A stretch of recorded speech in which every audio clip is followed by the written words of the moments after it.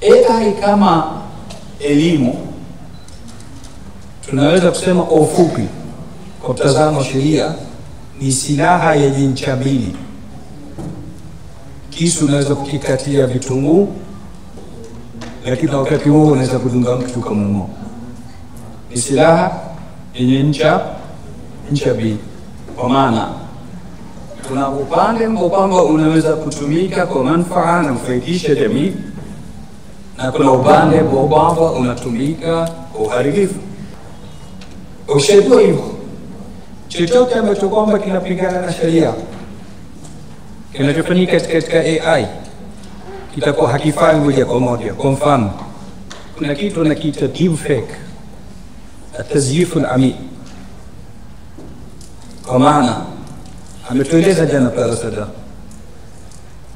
unaweza kwa kutumia VO3 kupitia video ukaunda video yenye sura za watu wanaofanya kitu. Akatoka kwa mfano watu waliokwenda umra, kutoka wako airport mpaka kupanda ndege yenyewe inapita kwenye sehemu ni desert iliyoko katika nchi za Kiarabu mpaka kufika yote. Hii njia inatumika sana katika wakati wetu katika kuwasulia watu mambo kwa kwamba hawajafanya. Kwa mfano, mimi niko na mtu nimekusana naye, niko na chama changu na kuna opposition, niko na timu yangu na kuna timu nyingine ambayo kwangu hatupendani. Kwa hivyo nikitaka kuchafua sura yake, nikitaka kumharibu, nafanya nini?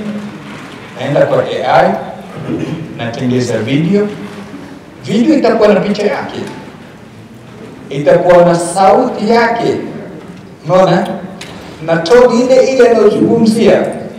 Kwa hivyo asiyejua kutofautisha kwa hii ni ya kweli na hii ni AI generated, ataingia mzima akijua huyo amenifanya hivi ama amenisema hivi, ambapo kwamba ni haramu. Na sisi Mwenyezi Mungu ametupia, injaakum fasikum binabai fatabayyanu, akiwa jilieni hili fasi mtu mwovu na habari, fatabayyanu, mafahamu, mutabayyan, mutafautishe, muthubutishe, muhakikishe. Fatathabatu. Sayyidina Abdullah ibn Abbas radhiallahu anhuma anasema, si chochote utakachojisikia ichukue kizimazima. Tatizo letu sisi, tukiona kitu hata kabla ya kuhakikisha ni kweli si kweli, share, unaona, like na comment kwa juu. Ili ndo tatizo kubwa ambalo kwamba lipo katika jamii.